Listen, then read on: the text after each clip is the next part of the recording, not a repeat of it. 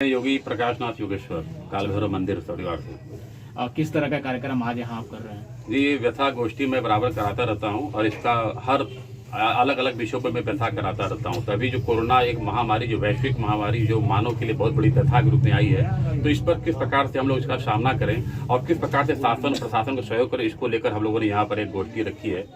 इस गोष्ठी का क्या महत्व है और कितने सालों से ये परंपरा रही है गोष्ठी करने की?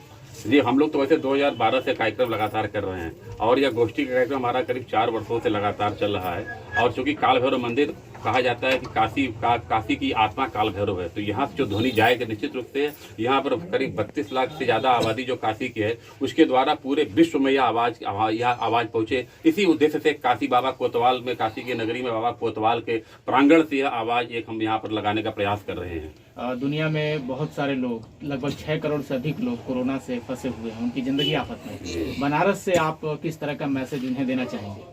देखिए, बाबा काल भैरव के भक्त होने के नाते हमें तो पूर्ण विश्वास है कि महाकाल के यदि हम नाम रहते हैं तो कहते हैं जो भक्त है महाकाल का, उसका काल भी कुछ नहीं कर सकता। इसलिए एक बार तो हम उनसे आग्रह करें कि वे महाकाल का वो बिल्कुल जहां भी कहीं फंसे हुए वो चिंता न करें, महाकाल की कृपा उन पर बरसे कि वो उनकी आराधना करें, साथ ही कुछ बचाव भी करें। देखिए, शासन अपनी तरफ से बहुत कार्य कर रहा है मगर जनता अनुशासित नहीं हो पा रही है और शासन और अनुशासन के बिना कोई भी कार्य सिद्ध नहीं होता। इसलिए हमारा यह जनता से भी आग्रह है कि शासन के जो नियम है, जो अपने हाथ मास्क का प्रयोग नहीं कर रहे हैं और भोजन में भी वो कोई सोशल डिस्टेंसिंग नहीं कर रहे हैं, तो आज इन सब चीजों को ध्यान देने की आवश्यकता है, क्योंकि यहीं पर यहाँ पर इसी स्टेज पर अब दुर्घटना घटने की संभावना बहुत ज्यादा है। तो मेरा यहाँ आप लोगों के द्वारा यही आपसे एक संदेश है कि शादी विवाह बिल्कुल मनावें मगर वह खुशी वर्ष भर कायम रहे, जीवन भर कायम रहे, इसलिए इसमें दूरी बनाए रखें। आप योग भी सिखाते हैं, योग के माध्यम से किस तरह कोरोना को, उसके प्रकोप को कम किया जा सकता है? देखिए, योगा कर्म से कौशलम।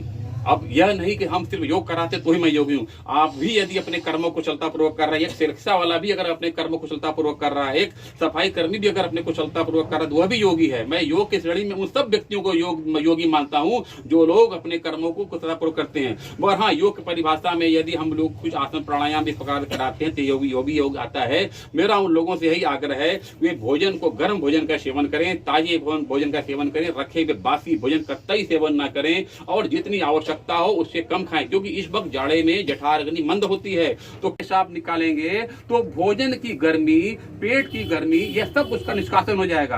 और उसके पश्चात हमारे यहाँ कहा, हम लोग कहते हैं कुछ मगर हम लोग उसका अर्थ कुछ और अर्थ अनर्थ लगा लेते हैं। कवि ने कहा कि मेरी रचना के अर्थ अनेकों हैं, जो भी चाहे अर्थ लगा लेना। हम लोग क्या किए, भोजन के बाद सो जाते हैं, जबकि मोटापा बढ़ने का बहुत बड़ा कारण है सोना। हमने कहा है लेटना, यानी कि 16 श्वास दाहिनी ओर करके लेटे और 32 श्वास बाईं ओर करके लेटना है। तो इस प्रकार से अगर आप करते हैं तो निश्चित रूप से आपके पास भगवान की कृपा बनी रहेगी, शरीर स्वस्थ मंदिर के रूप में आपके पास विराजमान रहेगा और आप नाना प्रकार की व्याधियों से लड़ने में सक्षम रहेंगे। तो यह बहुत ही छोटी क्रिया है, इसलिए आपको योग के उन सूत्रों को भी जाना पड़ेगा कि खाके मुते सूते ताएं 16 दहीने 32 बाएं, यानी भोजन कीजिए, तुरंत पेशाब कीजिए, थोड़ा सा लेट जाइए और फिर आप अपने कार्यों में लग जाइए।